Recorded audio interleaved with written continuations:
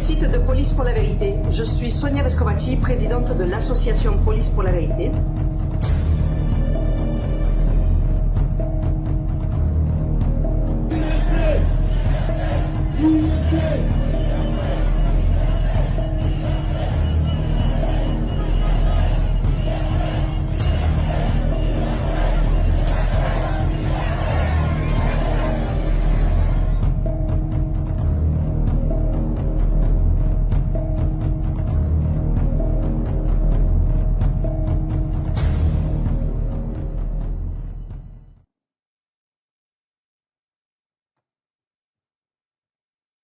C'est le moment de basculer du côté du peuple.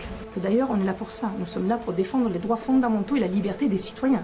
Nous ne sommes pas là pour protéger un pouvoir complètement corrompu.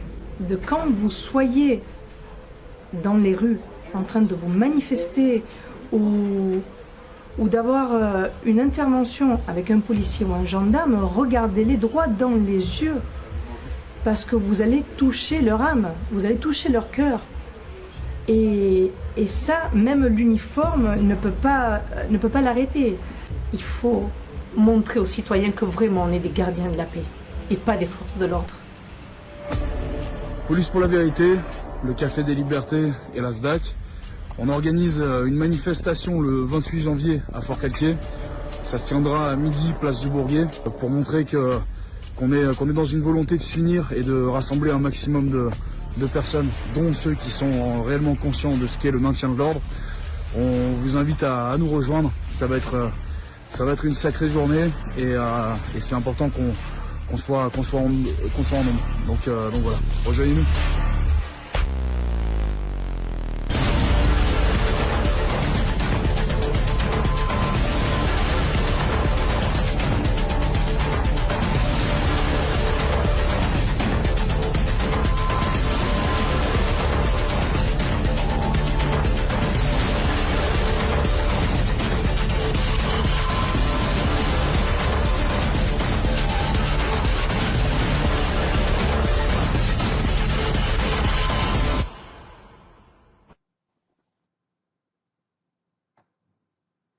Bonsoir à tous et bienvenue à un live de Police pour la Vérité.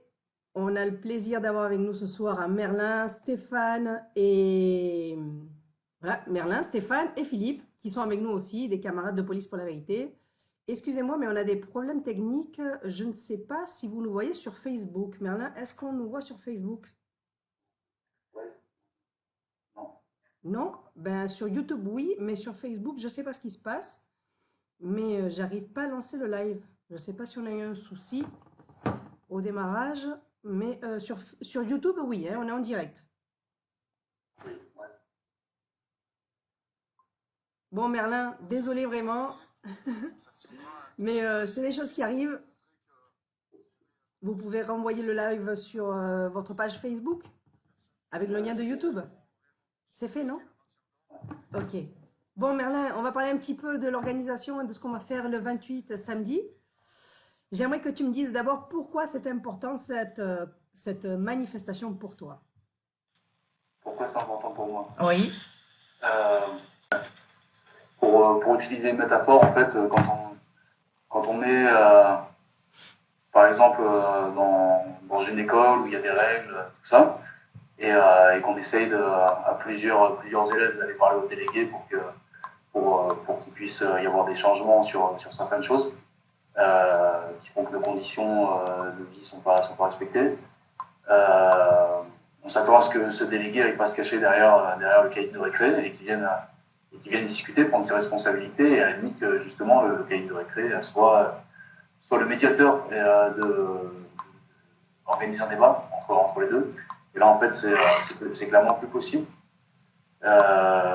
Nous, ça fait un moment avec la SDAC et le Café des Libertés qu'on essaie de porter la parole de gens qui sont marginalisés par un système qui crée des camps, que ce soit pour une couleur de peau, pour un statut sérologique, si on est vacciné ou pas, que ce soit si on est du camp de la police ou du camp de ceux qui veulent que ça change.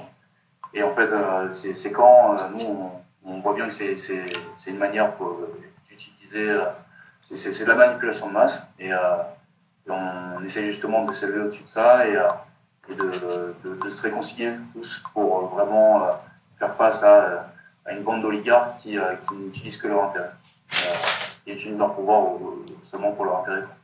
Donc ça nous paraît important de tous nous réunir. Et aussi notamment parce que si on veut s'unir, il va falloir aussi qu'on s'unisse avec les forces de l'ordre de toute manière, étant donné que c'est la seule barrière derrière laquelle ils se cachent ceux qui nous dirigent et ceux qui nous font subir, ceux qui organisent toute cette crise. Donc on a besoin tous les uns des autres. On a les effectifs de police en France qui ont été multipliés par 3 depuis 2019. On a 38 millions d'euros de grenades qui ont été commandées. Ça fait 9000 grenades par jour jusqu'à la fin du quinquennat du président actuel. Et on a 90 Centaures qui sont des véhicules militaires qui ont été peints aux couleurs de la gendarmerie pour être utilisés dans les manifestations. Donc la force, clairement, la force elle est là. On a une vraie milice qui est prête à obéir au gouvernement, à ce qu'entend le gouvernement dans le maintien de l'ordre.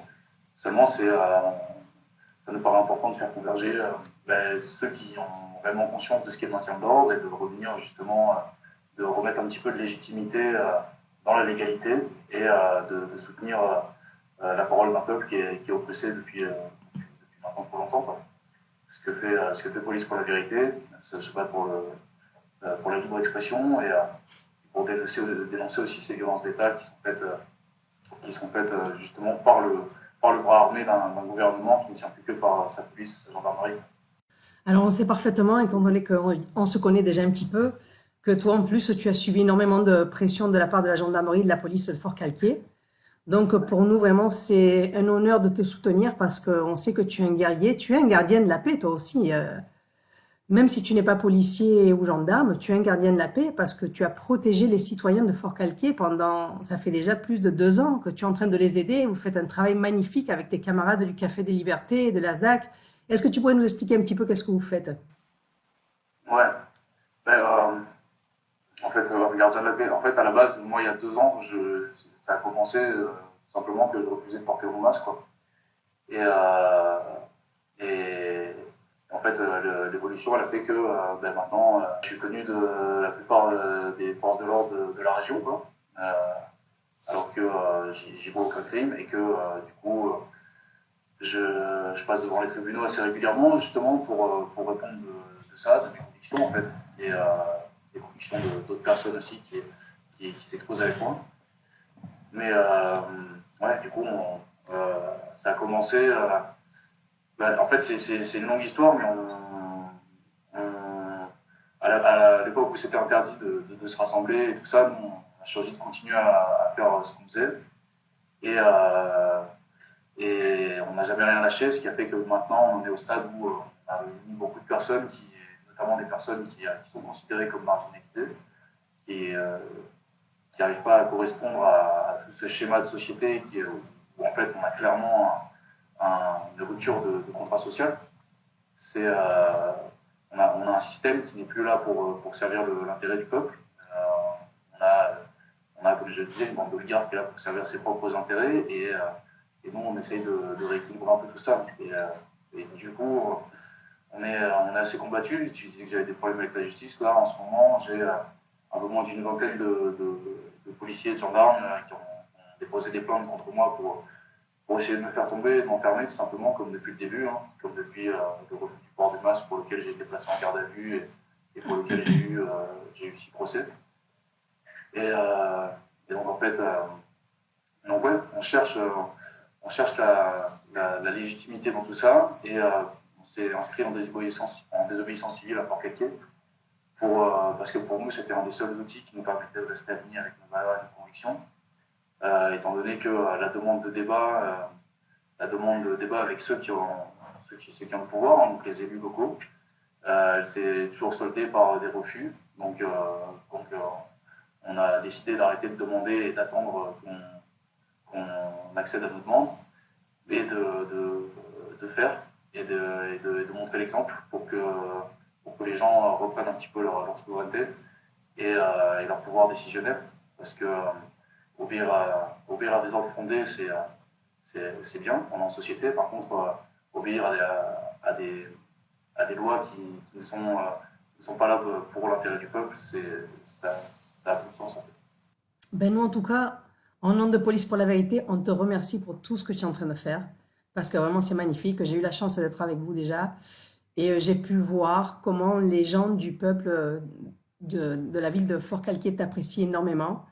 Et c'est tout à fait normal, parce que tu te bats pas que pour toi, sinon pour eux aussi. Pour les aider, pour les soutenir, pour défendre leur liberté et leurs droits. Et normalement, ça ne devrait pas être ton travail, ça devrait être le travail de nos camarades et nos collègues de le faire. Ouais.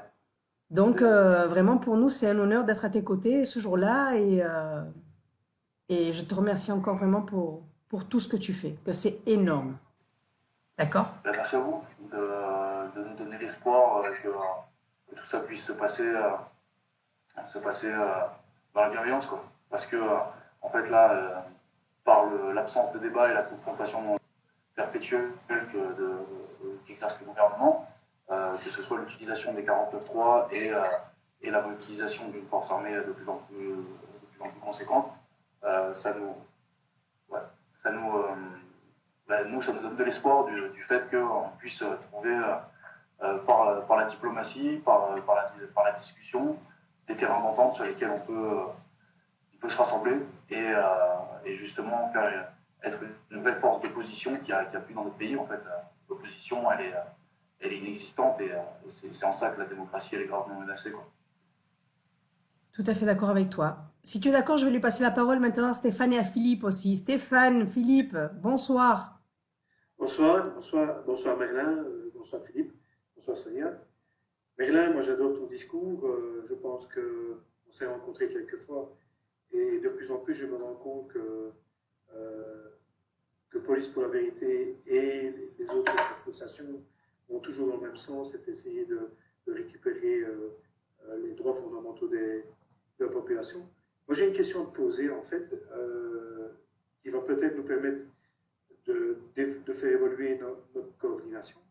C'est quelles sont tes attentes par rapport à nous, à Police pour la vérité, alors que tu sais qu'on est quand même des gens qui sommes, qui avons déjà conscience de toute une série de problèmes, mais comment est-ce qu'on pourrait, et je pense que ce que tu vas dire va aider aussi les autres associations, c'est quelles sont vos attentes par rapport à nos actions à nous, à PPLV, à Police pour la vérité. En fait, avec ce qui est en train de se passer, qui est clairement de montée du totalitarisme, les gens en ce moment ont tendance à courir dans tous les sens, à ne pas savoir vraiment ce qui nous arrive et en fait ceux qui nous font ce qu'ils font, ils comptent sur cette panique pour nous diviser, pour orienter nos peurs et notre haine vers les uns envers les autres, quoi. Et ce qu'il y a, c'est que justement, avoir conscience de qui on a en face, quel est le véritable camp qu'on a en face, c'est essentiel, parce que sinon on s'attaque au flingue et pas à la personne qui est en train de nous braquer, quoi. Donc vraiment que les gens puissent prendre conscience que tout ce qui est en train de se passer, clairement, c'est pas le fruit du hasard, ça ne tombe pas dessus par hasard, et c'est justement là maintenant qu'il va falloir qu'on ait une ère de changement, et c'est là-dedans qu'il va falloir qu'on se rassemble et qu'on montre qu'on est capable d'unité, qu'on est capable de compréhension, et même si on n'est pas d'accord même si tous les collectifs ne sont pas d'accord sur tout, si c'est clairement là on a un petit groupe d'individus qui nous imposent un changement de civilisation, et au nom de ça, au nom de la protection de l'avenir des petits, et c'est ce pourquoi je me suis engagé, on se doit de ne pas se concentrer sur nos différences et se rassembler derrière ce qui nous unit. Et je pense qu'on a tous plus ou moins des valeurs humanistes. Je veux dire, enfin, moi, personnellement, je me bats pour l'humain, je me bats pas pour une nation. Et derrière ça, je pense que la plupart des collectifs peuvent se rassembler autour du fait que le vivant est clairement attaqué en ce moment et qu'il va falloir faire face. Et pour ça, c'est justement la compréhension, la tolérance, la bienveillance pour pouvoir accéder à l'unité. Enfin, je vais essayer de voir un petit peu ce que nous, on pourrait faire pour vous autres. C'est de vous aider à pas vous organiser, mais à essayer d'organiser des événements et de faire un peu le tampon ou le relais par rapport à une certaine autorité. Et la deuxième chose, c'est aussi de faire comprendre à nos collègues, et je pense qu'ils sont beaucoup conscients, mais pas encore assez, qu'on doit essayer de se mettre tous ensemble pour arriver à une société beaucoup plus humaine. Et là, je te rejoins à 200%, et faire en sorte qu'on puisse s'exprimer, faire s'exprimer les gens et faire exprimer leurs revendications. Ouais, s'exprimer et aussi que ce qu'on fasse écoute, parce que c'est l'intérêt d'une discussion. Et en fait, si le seul corps de la République qui peut faire un usage légitime de la violence l'utilise pour bloquer un dialogue, pour protéger des personnes qui ont le pouvoir mais qui ne sont pas légitimes, en fait, c'est une situation qui amène à de la frustration qui amène à de la violence, et en fait, on a des gens qui sont censés représenter la parole du peuple et qui en fait dépensent un pognon de dingue pour l'étouffer. Donc là, clairement, c'est pour ça que je parlais de rupture du contrat social. On a une utilisation abusive du 49.3, on a une destruction des services publics, en fait, tout ça est clairement organisé pour assouvir une population pour qu'elle soit aux abois et qu'elle soit prête à accepter n'importe quoi. Et clairement, il est temps de s'organiser et de vraiment se fixer des objectifs communs. Et ces objectifs communs, c'est peut-être qu'on n'est pas d'accord, que tous les collectifs ne sont pas d'accord pour se mettre d'accord sur ce qui leur va. Mais en tout cas, on est tous capables d'identifier ce qui ne nous va pas, surtout après toutes ces crises successives qui tombent sur la gueule. Je veux dire, enfin, 70 ans de crise, c'est plus une crise en fait, c'est un système qui a été mis en place et qui va toujours aller chercher plus de redevabilité du peuple envers le système pour assouvir la population, par la dette nationale, toutes ces choses. Mais en fait, c'est le système qui est redevable envers le peuple, et parce que sinon l'État devient un parasite. Et le fruit de notre travail sert à engraisser ces gens-là qui, quand on regarde les chiffres, le plan se déroule à merveille de leur côté, quoi. Il y a les plus riches s'engraissent et les plus pauvres se divisent, donc leur plan fonctionne à merveille, clairement. Et si on n'est pas capable de vraiment identifier tout ça et ce qui se passe, on se rend compte que en fait on va pas pouvoir, il y aura pas de vraie révolution, quoi. On l'attend, et c'est aussi cet espoir qu'on prend en vous, c'est que cette révolution elle soit éveillée, qu'on sache vraiment ce qui est en train de nous arriver, les solutions qu'on a. Et des solutions, il y en a, mais en fait ces gens et ces gouvernements successifs ne sont pas là pour l'intérêt du peuple. Et du coup, étant donné que les forces armées sont censées justement défendre le peuple, ce serait le moment, parce que sinon on aura vraiment on sera plus une nation, on sera une société privatisée. Entièrement d'accord avec toi. Et je crois que la solution, c'est de faire en sorte qu'on trouve plutôt nos convergences, donc nos idées communes. Et puis après, une fois qu'on aura réussi à modifier un système, on rediscutera et on redistribuera les cartes. Mais entièrement d'accord avec toi. Et je pense qu'effectivement, notre rôle en tant que gardien de la paix, c'est de vraiment vous donner l'espace nécessaire pour y arriver. Voilà. Merci Stéphane. Philippe, vas-y. Voilà. D'abord, bonjour. Bonjour Sonia. Bonjour, bonsoir. Enfin, bonsoir surtout. Et en fait, quand tu connaîtras un peu mieux, tu apprendras que je suis un petit diablotin qui aime bien titiller les gens. Et ma question est la suivante. Sachant que j'ai horreur du mot révolution, mais que je préfère le mot évolution, je voudrais savoir comment tu peux croire que tu es, que nous sommes du bon côté. Et du coup, j'aimerais savoir qu'est-ce qui te fait avancer. Bonne question. En plus, c'est une question que je me suis pas mal posée. J'essaie d'aller vers ce que j'estime être juste. Et pour ça, j'écoute la justice du cœur. Et en fait, de par nos actions, on voit qu'on arrive à faire un travail formidable, nous, de notre côté, depuis 2 ans, sans aucun budget, pour venir en aide aux gens qui sont dans le besoin, pour que ce soit au niveau de l'hébergement, que ce soit au niveau de la redistribution alimentaire, que ce soit au niveau des activités qu'on fait pour les enfants, des projections cinématographiques, des concerts qu'on organise, des conférences, enfin, on est diversifié.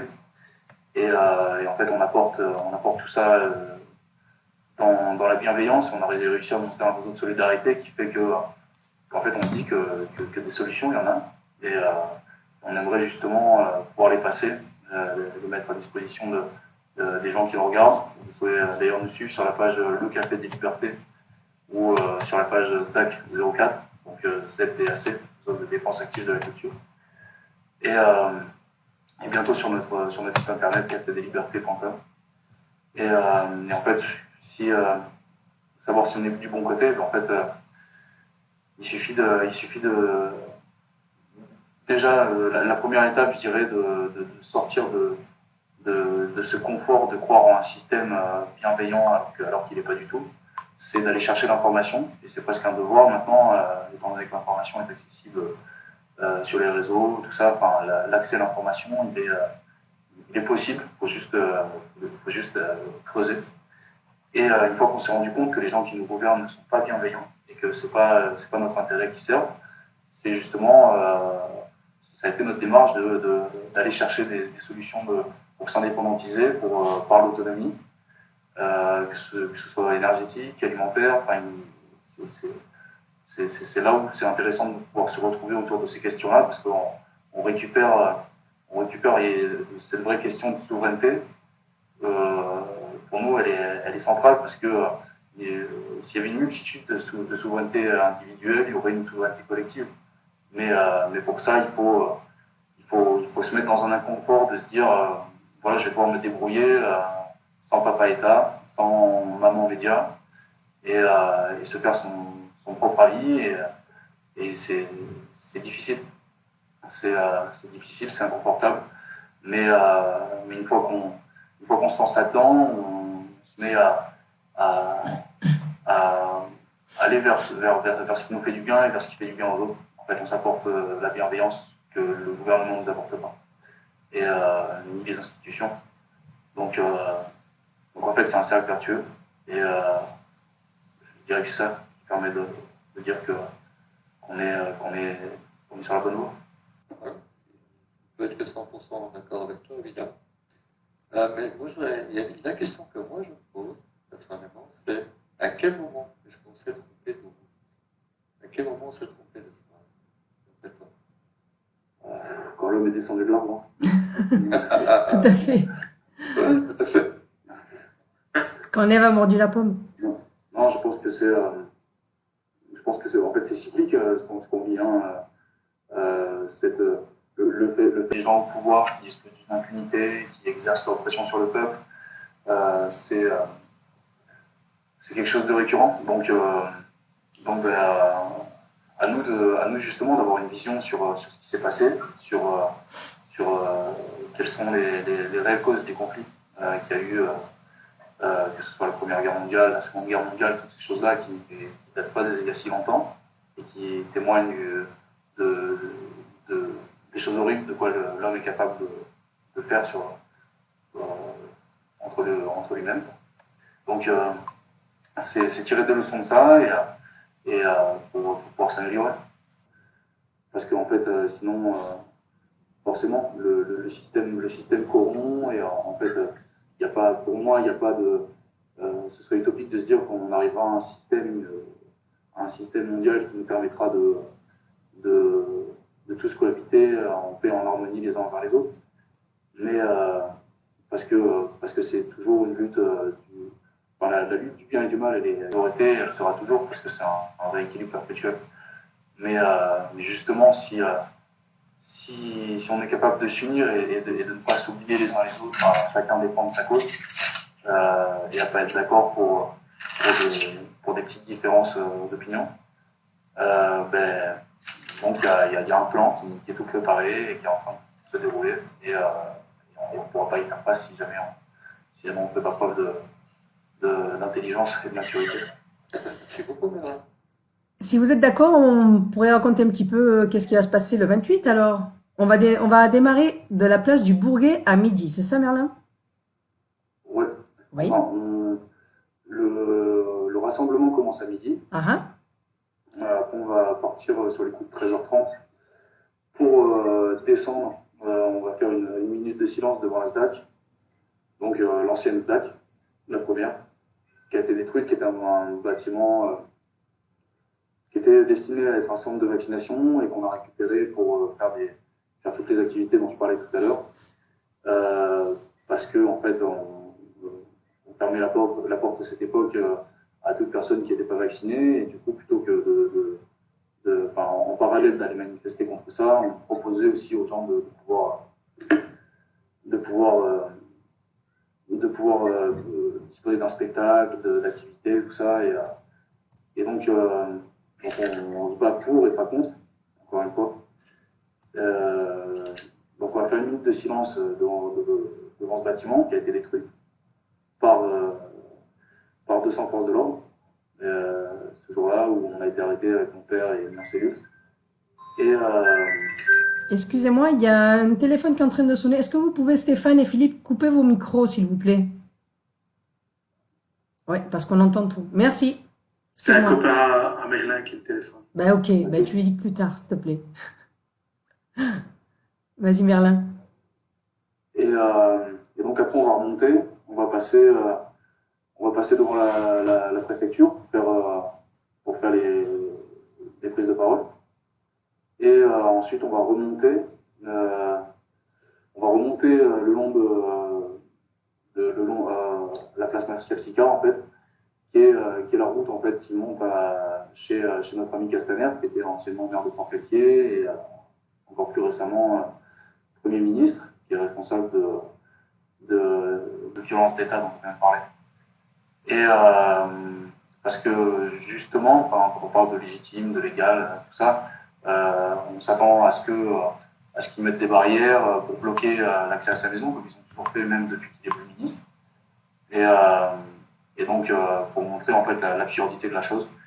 Et après on va revenir sur la place du Bourget où on va commencer les concerts pour essayer de monter un peu les vibrations de la manifestation. Alors, il faut savoir que principalement l'organisation de la manif a été faite par le Café des Libertés, étant donné qu'ils sont sur place et ils connaissent le terrain beaucoup mieux que nous. Et comme je disais avant, c'est un honneur pour nous faire un partenariat avec eux parce que c'est des gens magnifiques, ils ont un cœur énorme et ils font un super travail pour soutenir tous les citoyens de Fort-Calquier, récupérer leur liberté et demander que cesse justement cette violence d'État illégitime. Et c'est pour ça qu'on est à leur côté et on y sera toujours. Quoi de plus? On a parlé des concerts, tu nous as pas dit qui va venir? Non, mais ça C'est une surprise. Ouais, on publiera ça plus tard. D'accord. Ça va être une surprise. Alors pourquoi ils devraient venir les gens ce jour-là, nous voir et nous soutenir? Parce qu'en fait c'est la police avec nous, c'est maintenant en fait. Et lors de la convergence, elle est arrivée. Donc c'est à chacun de faire le point avec soi-même et de se demander si ce qui est proposé ici, ça lui convient. De recibler un petit peu pardon, justement pas se terrer derrière une généralité pour se cacher derrière un camp, mais de vraiment parler de ce ni oubli ni pardon et qui concerne vraiment les personnes qui sont responsables. Donc justement on parlait de l'impunité des personnes qui nous gouvernent. Pour le coup, Castaner a été décoré en chevalier d'honneur. Donc voilà, en fait, c'est clairement une hypocrisie. Et justement, on va être là pour en parler, pour se faire entendre à ce sujet, quoi. Donc en plus, pour Calquier, c'est hautement symbolique. C'est vrai que tu regardes un petit peu l'histoire de Fort Calquier. Et donc, c'est pour nous une porte qui s'ouvre. On a essayé, on a essayé énormément de choses et qui n'ont pas été vaines, je pense non plus, et que tout est complémentaire dans la lutte qu'on fait tous les collectifs opèrent. Mais là, pour le coup, vraiment, on a envie que les gens fassent preuve d'intelligence et qui se rallient derrière des forces de l'ordre qui portent des vraies valeurs, quoi. Et ce que nous, malgré tout ce qu'on a subi, on fait aujourd'hui avec vous. Justement, pour nous, l'objectif de cette manifestation, c'est pouvoir faire comprendre à tous les gendarmes et policiers de Fort Calquier quel est votre travail, qu'est-ce que vous êtes en train de faire, qui vous connaissent vraiment et qu'ils arrêtent de vous harceler. Parce que ça n'a pas du tout de sens. Ils devraient être à votre côté. Donc, pour nous, c'est l'objectif le plus important. Essayez de leur faire prendre conscience que vous êtes là vraiment pour aider les gens de Fort Calquier et que vous serez même capable de les aider à eux s'ils en auraient besoin. Et je le sais, parce que vous êtes tous des personnes extraordinaires. Donc, oui. Je pense qu'ils suivent de près ce qu'on fait depuis 2 ans. Même les nouveaux carrés, ils nous connaissent déjà. Mais je pense qu'ils en ont conscience, mais pour moi, ce que vraiment vous pouvez leur apporter ici, c'est du courage, quoi. Du courage de pouvoir placer leur confiance dans une institution qui leur donne confiance et qui leur permette d'être plus alignés avec leurs convictions, parce qu'il y en a beaucoup qui ont avoué qu'en fait qui nous ont avoué qu'en fait ils obéissaient aux ordres, mais ils n'y voyaient aucune cohérence, quoi. Donc dans toute l'absurdité que ce soit des mesures sanitaires ou plus largement, nous on a commencé avec ça à Fort Calquier par rapport au Café des Libertés, mais plus largement le problème il n'est pas nouveau, il a toujours été. Mais là justement c'est important que la balance se rééquilibre un petit peu et pour ça je pense, ensemble on va tous y arriver, quoi. Oui, tout à fait. On va leur rappeler qu'il faut arrêter d'être des forces de l'ordre et redevenir des gardiens de la paix. C'est ça notre objectif. Stéphane et Philippe, vous voulez lui dire quelque chose de plus à Merlin parce qu'on va terminer ce live, si vous êtes d'accord, dans quelques minutes. Donc, c'est le moment. Si vous voulez intervenir. Moi, je dis, on est là pour les aider, on est là pour les appuyer, on continuera à être là. On espère que lui, de son côté, sera toujours avec nous autres et qu'on pourra compter sur lui pour d'autres organisations. Franchement, j'ai rencontré une belle personne, une personne très posée, très bienveillante, et il faut que toutes nos associations travaillent dans le même sens. Voilà. Philippe? Bien, moi, je suis simplement admiratif de ce que fait Merlin et son équipe. Et on peut faire une chose, c'est vous appuyer, vous demander de nous appuyer et d'essayer d'avoir un maximum d'organisations, d'associations qui vous rejoignent, qui nous rejoignent. Et que, de toute façon, on va gagner, c'est sûr. On n'a pas le choix? On n'a pas le choix.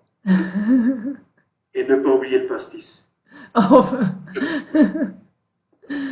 Bon, Merlin, un petit mot pour la fin? Un peu petit mot pour la fin. Un dernier mot? Ouais, c'est toujours du mal avec le mot de la fin. Mais... Bah... Venez le 28, par exemple?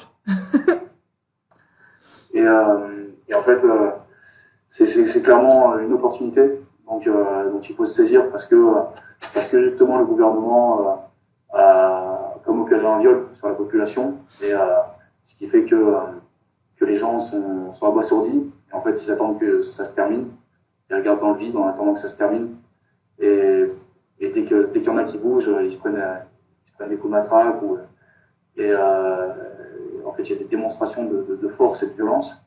Et en fait tout ça il faut que ça s'arrête et pour ça il faut ça va être un magnifique terrain de convergence justement le 28 janvier à Fort-Calquier à midi sur la place du Bourget. On vous invite tous à venir et à venir avec votre bonne humeur et avec même si vous avez des choses à régler, ça va être un terrain favorable pour en discuter, pour essayer de guérir des nœuds qui ont pu s'opérer à travers l'utilisation inclusive de la force au nom d'un gouvernement qui n'est pas légitime. Donc voilà, ce sera pour Fort-Calquier le 28 février, place du Bourget à midi. Merci Merlin, un grand plaisir d'être avec toi sur ce live comme d'habitude. On se voit le 28 à Fort-Calquier pour une super manif. Et je vais terminer ce live avec la vidéo de la manifestation du 28, que je l'ai mis déjà au début, mais je vais la relancer. Et vous dire à tous que venez ce jour-là, venez nous soutenir. Comme a dit Merlin, ça va être une journée magnifique avec votre bonne humeur, attitude totalement pacifique. Il y a des gens qui nous disent que nos manifs sont thérapeutiques pour essayer de rétablir le lien entre les gardiens de la paix et les citoyens. Mais voilà, on sera toujours de votre côté. Je vous remercie et à bientôt. Au revoir, bonne soirée. C'est le moment de basculer du côté du peuple. D'ailleurs, on est là pour ça. Nous sommes là pour défendre les droits fondamentaux et la liberté des citoyens. Nous ne sommes pas là pour protéger un pouvoir complètement corrompu. De quand vous soyez dans les rues en train de vous manifester ou d'avoir une intervention avec un policier ou un gendarme, regardez-les droit dans les yeux. Parce que vous allez toucher leur âme, vous allez toucher leur cœur. Et ça, même l'uniforme ne peut pas l'arrêter. Il faut montrer aux citoyens que vraiment on est des gardiens de la paix et pas des forces de l'ordre. Police pour la vérité, le Café des Libertés et la SDAC. On organise une manifestation le 28 janvier à Fort-Calquier. Ça se tiendra à midi, place du Bourget, pour montrer qu'on est dans une volonté de s'unir et de rassembler un maximum de personnes, dont ceux qui sont réellement conscients de ce qu'est le maintien de l'ordre. On vous invite à nous rejoindre. Ça va être une sacrée journée et c'est important qu'on soit en nombre. Donc voilà, rejoignez-nous.